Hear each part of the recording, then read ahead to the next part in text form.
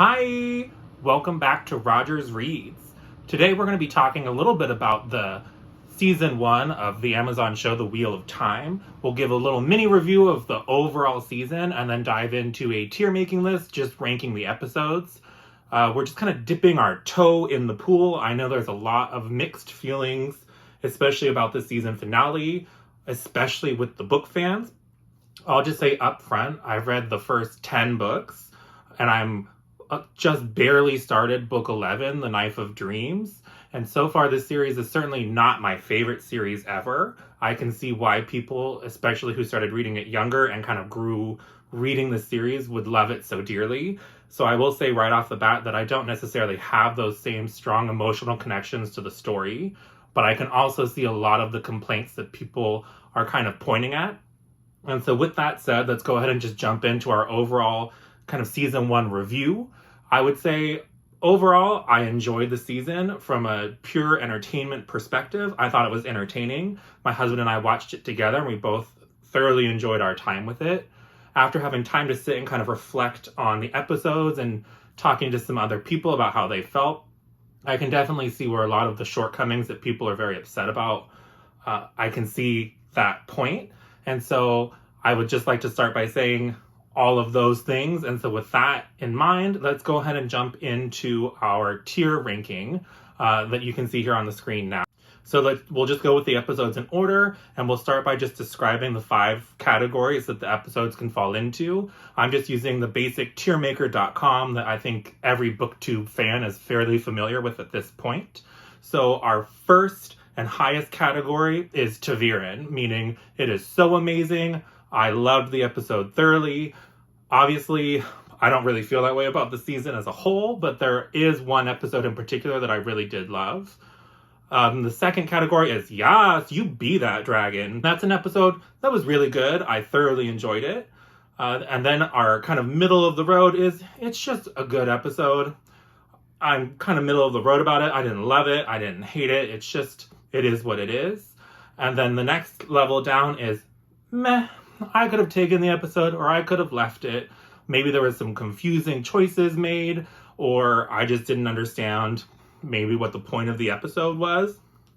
And then finally, our worst category, Blood and Bloody Ashes. We all know the fake swearing in Robert Jordan's books, similar to Brandon Sanderson, those kind of weird, awkward swearing things that kind of grow on you over time. And that's an episode that is just trash, and I don't understand. So we'll start off with episode 1, Leave Taking. So if you recall episode 1, we get introduced to Moraine and Lan. We have that really kind of awkward cold open with Leandrin hunting down that random male channeler. And then we get the really rapid fire pace of we get some introductions to characters that we're supposed to really care about. And then a lot of them are put through hell, for lack of a better term, with Winter's Night. People are dying all over the place. And then the kids, similar to Pokemon, kind of peace out from their hometown and are off on an adventure, and the adults don't seem to care.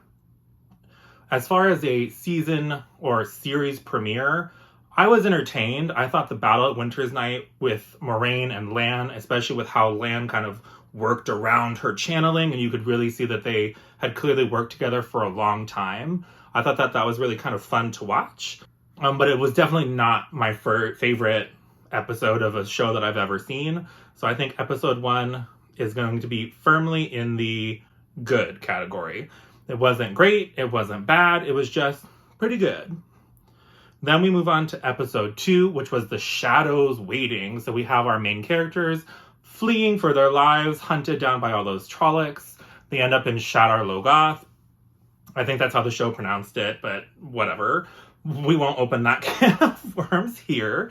And quite frankly, I don't remember a ton about episode 2. I vaguely remember the weird, creepy, like venom type ooze that kind of chased them around the city, and like the really horrific scene of the horse being dissolved.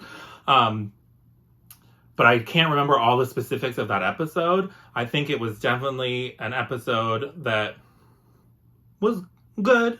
Similar to the season premiere, I didn't think it was great. I didn't think it was horrible.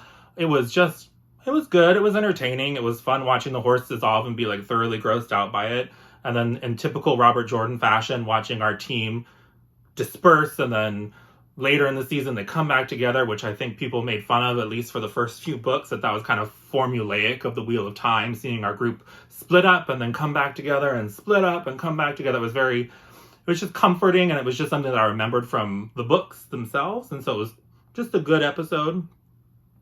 Then we move on to episode 3, which was A Place of Safety, where we're back following kind of our individual bands of people. We have Nynaeve, who's hooked up with Moiraine and Lan, and Moiraine is kind of out of the picture, just a little shriveled husk in the corner, wasting away from the Trolloc poison or whatever. And then we have Egwene and Perrin going off, and that whole little thing with them kind of traveling and his weird longing looks, whatever, it's fine. And then we have Rand and Matt, who go into that town. We meet our very kind of gruff, almost like he belonged in The Witcher, Tom Marilyn, his singing was okay, but it wasn't totally what I was expecting from the Gleeman, but that's neither here nor there. And then that whole big showdown with the Dark Friend at the end of the episode. Again, I think it was a good episode. I think in comparison to episodes 1 and 2, I would say that they were both stronger for me personally than episode 3. I thought episode 3 was fine. Again, it's just kind of good, which kind of sums up my feelings of the overall season, which is it was good. And then we get on to the episode 4, which really broke the mold for me. Yes, I understand there were many changes from the books, blah, blah, blah, but the books are not sacred to me. And I thought it did some really interesting things with the magic, having those cool explosions from the ground. If you recall, this is the episode where we're mainly focused on Moiraine, Lan, and Nynaeve and their interactions with the Warders and that whole group of sisters that was sent out to hunt down the false dragon. But I think this is the one episode of the season where I was loving every minute. And I'm going to say it was Tavirin. You can argue with me that because it changed things from the book, blah, blah, that it's not the best episode ever. But to me, this is the episode where I really felt like the show was gaining its footing. There were some really interesting things happening. I started to kind of understand the rules that they were supposedly setting in place for their magic system, with how powerful Logain was, that it took 2 fully trained, really powerful Aes Sedai sisters in order to even shield him, just giving you an idea of how powerful these male channelers really are. And that battle sequence, again, with the Warders working with their sisters and those cool explosions, watching the Green Aja girls just be the most beast, showing that battle Aja training. I just thought I was in love with this series at that point. And episode 4 was called The Dragon Reborn. A nice little sneaky, trying to still mislead you as they're still really sticking to this kind of weird storyline of whoever could the Dragon Reborn be? And it's okay, whatever. That was not part that gripped me. Even by, I think, episode 3, my husband was already Rand's the dragon, isn't he? Because it was kind of awkward how they really avoided developing Rand at all for a story that's mainly about the dragon and how amazing he is and how he has the power to save or condemn the world. They really kind of shied away from Rand, and that kind of was obvious that maybe he's more important than we think he is, and some people got the hint. But like I said, episode 4, by far and away my favorite. Then we move on to episode 5, which is Blood Calls Blood. And this one was weird. So they had the introduction of this warder, Steppen, who from what I can remember was not in the books at all. And they had this really, albeit I think the story was well told with his suicide and watching Lan panic and seeing how fearful he was for his friend and the emotions of finding somebody in that situation. I thought that the story was really well told, but with a story that's as long, as complex as The Wheel of Time, it was just a little weird to me that they spent so much time on that. But it was fine. We're back down in our good episode. The ending, especially with Lan tearing off his shirt and emotional distress, was just okay, what? So I think for me that puts it at the bottom of the good tier. We're now moving into the home stretch of the episodes. We're next going to talk about episode 6, The Flame of Tarvalan. And this is where we really got to get a look into the tower politics, watching Leandrin be this snotty little backstabbing brat. But that actress did a phenomenal job. I really loved to hate Leandrin. And so I enjoyed those aspects. I do understand that in the books, the sisters have this whole thing about the serene Aes Sedai face, but let's face it, how boring would it be to watch a bunch of people sit in a circle talking with stoic faces? Like, nobody's going to want to watch that show. And so I thought them gasping and, ooh, the politics and the twists and turns, while maybe a little bit melodramatic, were still really entertaining. And I especially loved the set design of the Hall of the Tower with that ornate Amarlin seat and Swan Sanche's really awesome costuming. And so for me personally, that puts episode 6 in a firm, yes, you be that dragon. I loved the episode. It wasn't quite as amazing for me as episode 4, but it was still a really good episode, really showing you how those politics are interwoven with the sisters. We then move on to our penultimate episode, The Dark Along the Ways, where we first see our characters entering the ways. They very rapidly leave the ways after Nynaeve has yet another Super Saiyan moment where she explodes with light and blocks Machin Shin and all of that good stuff. And we then move on to Faldarra, which I thought was one of the best looking cities that they had in the show. I really enjoyed the stuff that happened there. I liked the organic growth of Nynaeve and Lan's relationship and all of those different things. So I think that this episode is the top of the good. It's better than episode 1 and 2 and 3 and 5. And so I really enjoyed it. We'll wait for the cat to stop meowing. 1 second. The cat was not happy that I was filming and talking and she was not involved. And so she threw a little hissy fit about that. But we're back now. So yeah, episode 7, the penultimate episode, I went back down for me. It was good. Not a lot of complaints. And then we get to episode 8, The Eye of the World, the same thing as the first book. And when I was watching it, I was fine. I enjoyed the spectacle for what it was.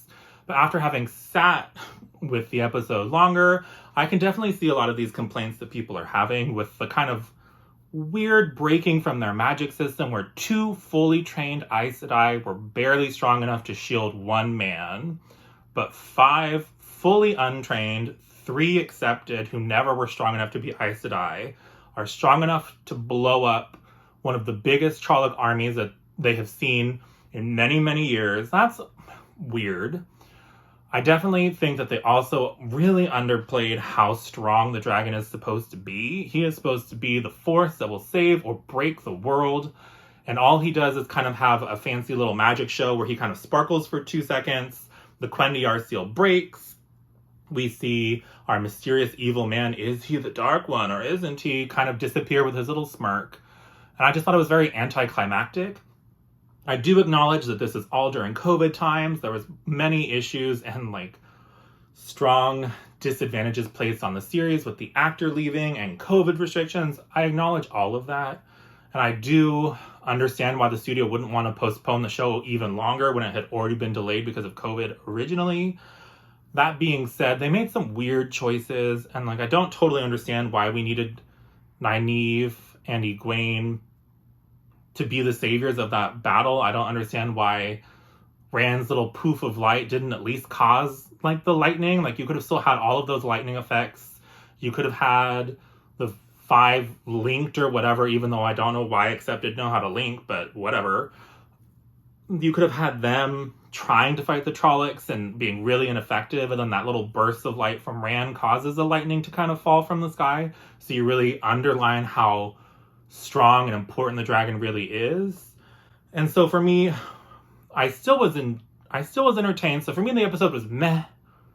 I enjoyed it while I was watching it. The more I think about it and the kind of ramifications for the story, the more I'm like, and the more I talk to other people about it, especially, it's they could have really done something different with that final episode. And like I said, I enjoyed the spectacle while it was going on. I enjoyed the huge wall of water coming from the Damani at the very end of the episode, setting up our villains for later on. But I think if you weren't a book reader and didn't know who they were, it would feel kind of out of left field. And so even for my husband, I had to explain like, oh, those are the Shan-Chan. They're these people that are invading the world, blah, blah, blah. Like I gave him like little tidbits that are not too spoilery so that he could at least understand who these people are even supposed to be. So I think that they kind of fell short on the season finale. It was definitely, it went out with a fizzle instead of a bang like I was hoping for. But I'm still really excited for season 2 and look forward to seeing what happens next. If you're interested in doing something similar, let me know what order the episodes fall in for you. So for me, episode 4 is my favorite, followed by episode 6. And then we have episodes 7, and then 1, 2, 3, 5 would have been higher for me if it wasn't for that weird, like, why is your shirt being ripped open? Like, who does that when they're upset? Like, okay, simmer down. And then episode 8, I do agree with pretty much everybody else that this was the weakest episode of the season. But I'd love to hear what you think. Tell me how you felt about the Wheel of Time. Try to keep it polite. Let's not attack each other. We're all allowed to like and dislike different things. At the end of the day, it's art and we're all just consumers of it. But I do hope that the production team does kind of listen to people's complaints and tries to improve for season 2. But at this point, I'm still excited to see where it goes. And I'll talk to you again soon. Bye!